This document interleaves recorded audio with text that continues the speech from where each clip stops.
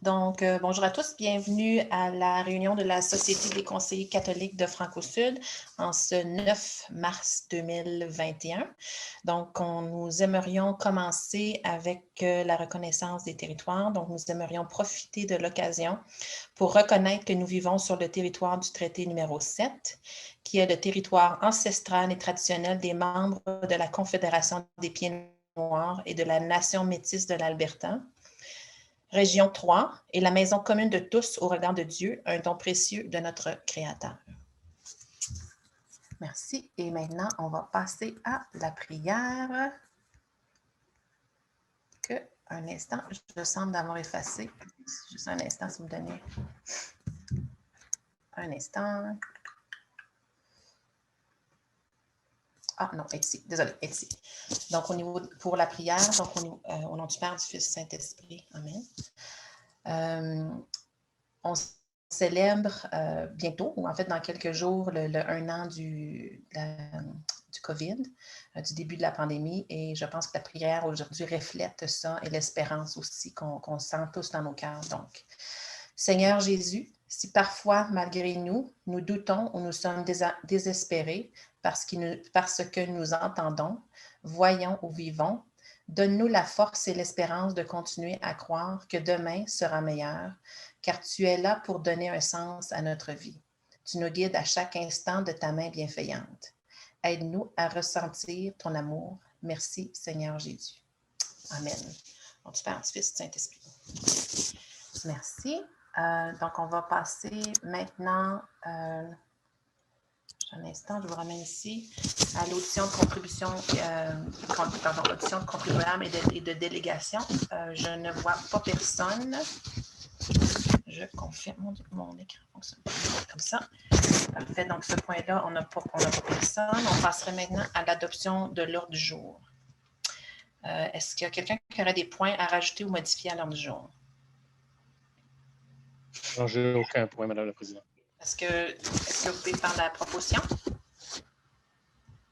Je fais la proposition de l'ordre du jour, Madame la Présidente.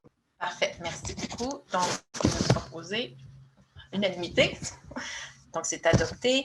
On passe maintenant à l'adoption des procès-verbaux du 9 février 2021. Là, pas des procès-verbaux, mais le procès-verbal. Je pars encore avec l'assomption qu'il a été lu. Est-ce qu'il y a des modifications à apporter? Moi non plus, de mon côté, j'en ai vu aucune. Donc, est-ce qu'on peut avoir une proposition? Donc, Louis Arsenault propose l'adoption du procès-verbal de la réunion de la Société du 9 février 2021. Tous en faveur? Parfait, merci. Donc, adopté à l'unanimité. Point 5, point découlant du procès-verbal antérieur. La seule chose que j'aurais ici, c'est concernant la rencontre avec Monseigneur McGrattan. On a ciblé, et je pense que les dates ont été transférées à Madame Saint-Hilaire. C'était le 12 et le 14 mai prochain pour la rencontre. C'est bien. Oh, oui. C'est déjà été confirmé auprès de l'évêché que la rencontre aurait lieu le 12 entre 13h et 15h. Parfait. Donc, le 12 mai, entre 13h et 15h. Donc, on pourra valider avec conseiller Arsenault. Est-ce qu'on veut toujours inviter quelqu'un du conseil, des représentants des conseillers publics? Je pense que oui, la dernière fois, les deux dernières fois, je pense que c'était la conseillère Ross qui est venue. Elle a beaucoup aimé ça. Ouais. Et je pense que le conseiller Gouasdoué a montré intérêt, si je ne me trompe pas, ou sinon, Mme Ross veut revenir de nouveau. Oui. Fait que moi, je suis aussi parfaite. Je trouve que ça représente bien Franco-Sud et surtout notre société, notre fonctionnement lorsqu'on a un représentant de nos conseils publics qui est là. Je pense que le Seigneur apprécie aussi. Donc, on envoie la demande au conseil public tantôt à la réunion du conseil. On passe maintenant décision liée aux politiques, le point 6. Il n'y a rien d'indiqué. Donc, on passe maintenant au point 7, dossier lié aux politiques. 7.1, politique 1.1.3, responsabilité envers l'éducation catholique. Le point A, Spice et Blueprint 2021.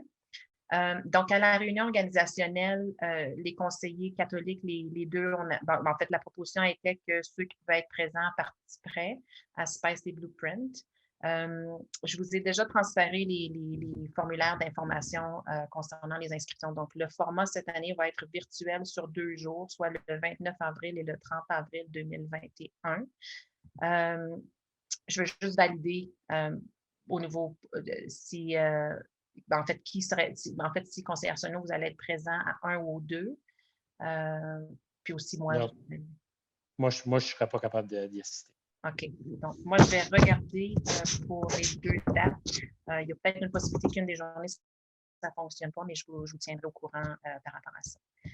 Juste peut-être faire un suivi là-dessus au niveau de Spice et Blueprint, c'est que le prix qui a été remis à Mme Mayer-Rao sera, il va y avoir quelque chose d'officiel qui va être fait pendant Spice ou Blueprint. Là, je n'ai pas l'information au complet, mais peut-être juste l'aviser que dans une de ces journées-là, probablement qu'elle va vouloir se présenter à l'événement. Donc, c'est ça. On passe maintenant au point 7.1D au niveau de la cause Théodore. Donc, je vous ai transféré des données, en fait, pas des données, mais une lettre de ACST le 25 février dernier qui indiquait que l'application devant la Cour suprême du Canada concernant la cause Théodore a été rejetée par le plus haut tribunal du Canada. Donc, les tribunaux continuent à reconnaître le droit constitutionnel des parents au Canada d'inscrire leurs enfants dans les écoles catholiques. Il est certain qu'on remercie le Saskatchewan Catholic School Trustees Association pour son leadership exemplaire et le travail exhaustif qu'ils ont fait depuis les 16 dernières années sur ce sujet. C'est une excellente nouvelle pour l'éducation catholique et l'éducation catholique francophone partout au pays. Donc, je trouve important que c'est quelque chose qu'on souligne et qu'on célèbre avec nos confrères des autres provinces. Est-ce qu'il y a des questions? Non, je n'ai pas de questions, merci. C'est bon, parfait.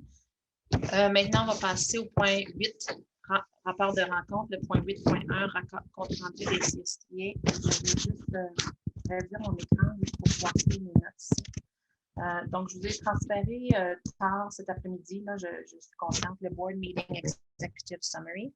Je vais faire mon rapport verbal aujourd'hui, mais c'est ce document-là aussi, si vous voulez le consulter.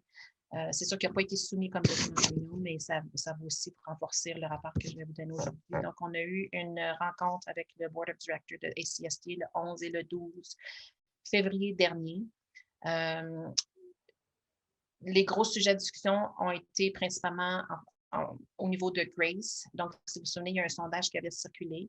On a révisé les résultats et c'est certain que tout ce qui est l'aspect francophone et l'importance de traduire les documents en français, qu'ils soient disponibles, qu'on puisse les partager, ça a été mentionné dans les sondages par les conseils scolaires francophones qui ont participé, mais aussi pendant la session de travail pendant la réunion.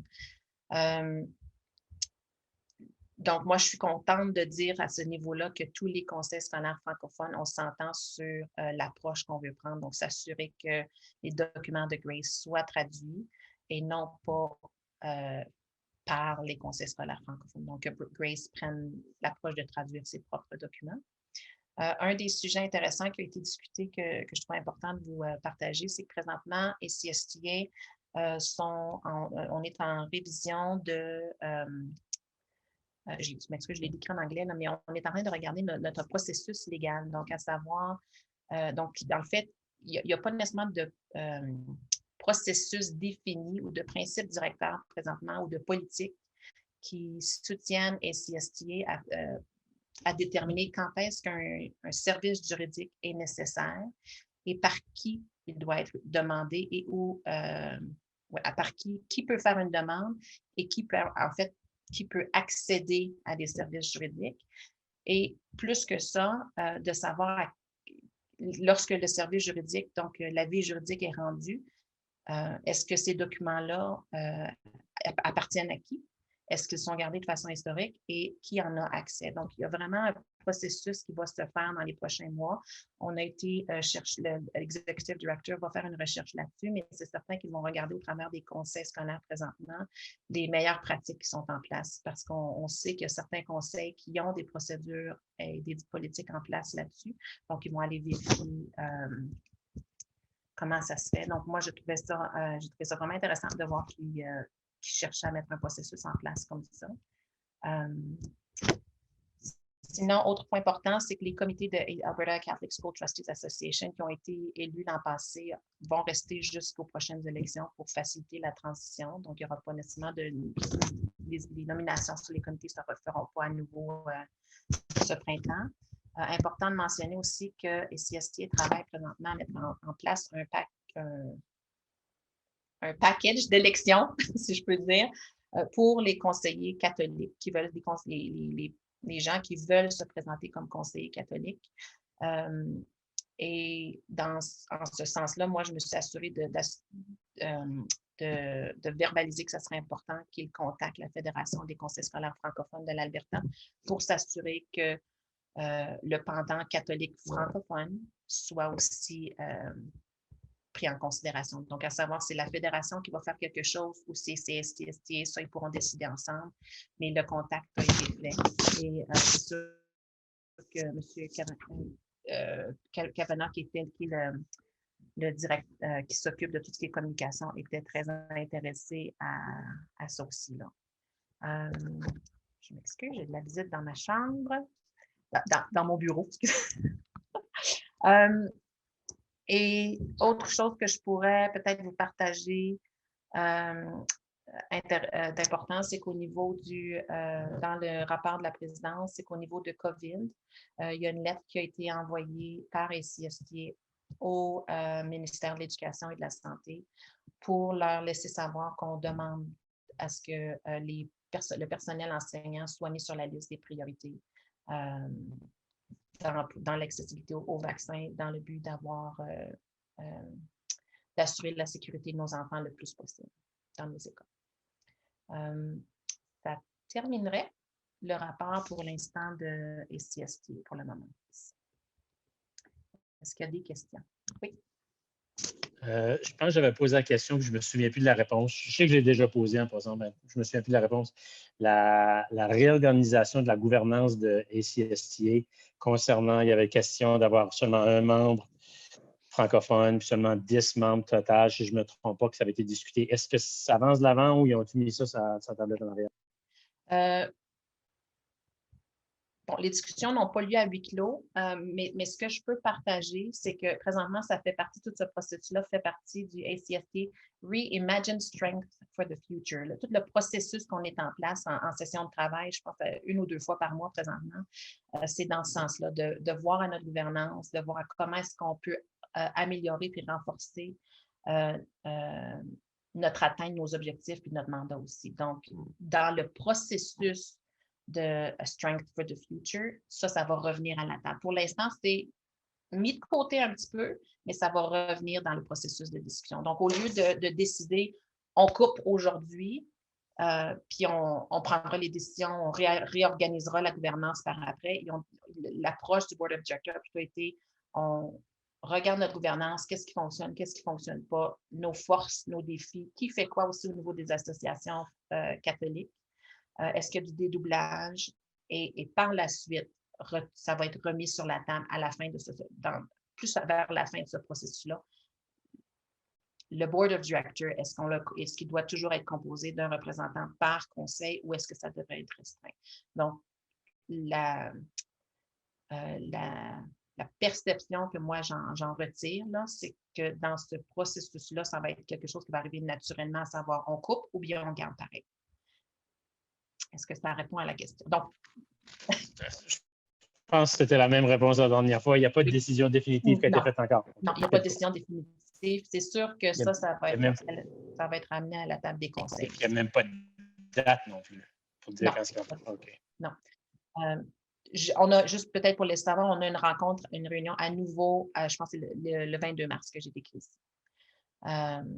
Pour continuer le processus de discussion, oui, c'est parfait. Merci beaucoup. Est-ce qu'il y a d'autres questions? C'est bon. Donc, on passerait maintenant au point 9.1, qui est le rapport de catholicité. Et Daniel, M. Terrien, je laisserai la parole à Aline, Mme Bacon. Oui. Parfait, merci. Bonsoir.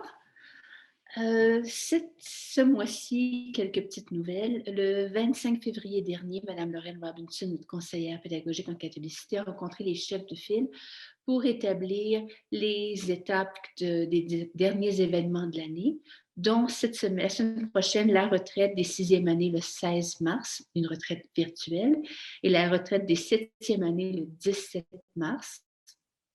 Cette retraite est faite, là, je l'ai mentionné la dernière fois, par le groupe Bottes et Vélo.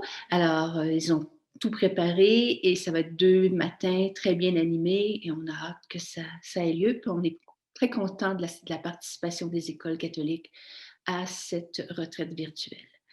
Lorraine a aussi travaillé avec les chefs de file à l'implantation, mais surtout à la découverte du nouveau curriculum, programme de catholicité qui s'appelle Vive pleinement, qui est la version francophone de Fully Alive. Alors, on sait que nos collègues des conseils catholiques anglophones de notre diocèse vont utiliser Fully Alive.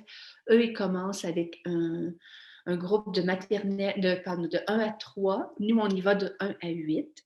La différence aussi chez les francophones, c'est que nous, notre programme, il est entièrement électronique. On n'a donc pas le manuel physique.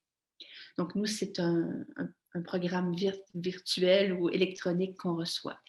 Lorraine et les chefs de file ont fait un travail de débroussaillage. Lorraine travaille énormément sur ce dossier, nous représente très bien, autant du côté anglophone qu'auprès de nos collègues francophones. Et la prochaine étape, c'est le 14 avril, où Lorraine va accueillir des représentants, des enseignants de la 1e à la 8e année. Et ils vont ensemble regarder, ils vont faire un aperçu général du programme et ensuite ils vont commencer le travail de le faire par niveau pour bien comprendre qu'est-ce qui se trouve à l'intérieur, comment on l'enseigne, qu'est-ce qu'on a besoin de l'enseigner, qu'est-ce qui est déjà dans d'autres programmes ou d'autres curriculums qu'on a pour commencer à faire des liens. Comme on est le premier conseil francophone qui va vivre pleinement, Lorraine a étendu une invitation à nos 3 conseils francophones et aussi à Caroline Maillot du CEFA qui va se joindre pour qu'on puisse avoir un plus grand éventail et qu'on puisse aussi partager l'expertise de Lorraine auprès de gens qui n'auraient pas eu la chance d'explorer à fond encore Vivre pleinement.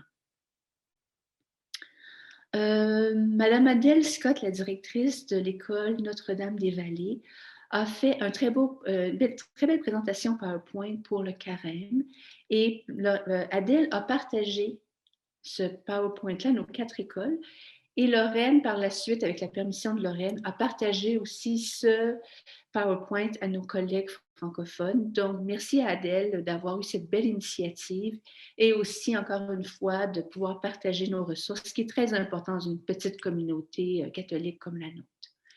Et ceci termine pour l'instant mon rapport du mois. Merci. Parfait, merci. Est-ce qu'il y a des questions? Non, je n'ai pas de questions, merci. OK, parfait. Moi, j'ai juste peut-être une question par rapport à Vivre pleinement. Ça va rentrer on va commencer à utiliser le curriculum en septembre 2021? Le programme, probablement dès septembre, c'est ce qu'on vise. Par contre, ce ne sera probablement pas un déploiement total. Dans les mois qui suivent, ils vont sélectionner ce qui commence avec un thème, 2 thèmes. C'est en route, mais il va y avoir un petit noyau qui va commencer dès septembre. Je pourrais vous donner des détails lorsque moi-même j'aurai des détails. OK, parfait. Peut-être juste faire du point sur ce point-là. Lors de la présentation de ACSTA, il a été fortement recommandé que les directions générales, que les conseillers ou les conseillers des conseils scolaires catholiques reçoivent les messages clés par rapport à Fully Alive, qui leur soient transmis de CC Calgary, non, CCSSC, je pense que c'est ce que j'ai écrit. Ouais, que ça soit transféré aux conseillers et s'assurer que nos représentants catholiques auprès de l'administration soient aussi au courant. Donc, si c'est possible de faire ça, ce sera apprécié. Avec plaisir. Maintenant, je veux juste vous aviser que nos collègues anglophones vivent un certain modèle avec un certain déploiement qui n'est pas nécessairement la recette que nous, on va appliquer. Ça me fera plaisir de discuter des différences. Oui. Donc, vous allez nous présenter quelque chose écrit ou on va en reparler des différences? Je vais en parler avec Lorraine, puis je vais vous apporter. Okay. C'est le même programme. C'est ça. C'est juste qu'eux, ils commencent avec un échantillon plus petit. Nous, on commence avec un échantillon plus large. Okay. Et peut-être que les messages clés vont être les mêmes. Peut-être qu'ils vont être différents, puis qu'on ne s'adresse pas à la même population. C'est ça, oui. Parfait. Mais l'idée, le principe était juste de s'assurer que les conseillers, on ait ces messages clés-là pour pouvoir répondre. Merci. Parfait. Est-ce qu'il y a d'autres questions? Je ne vois pas. Parfait, merci. Je ne vois aucun point de huis clos. Donc, on procéderait maintenant à la levée de la réunion à 17h41. Est-ce que je peux avoir une proposition? Donc, je propose la levée de la réunion, Madame la Présidente. Donc, Louis Arsenault propose, tous en faveur. Merci beaucoup pour 17h41. Je vous remercie. À plus tard. Merci, bonne soirée, à plus tard.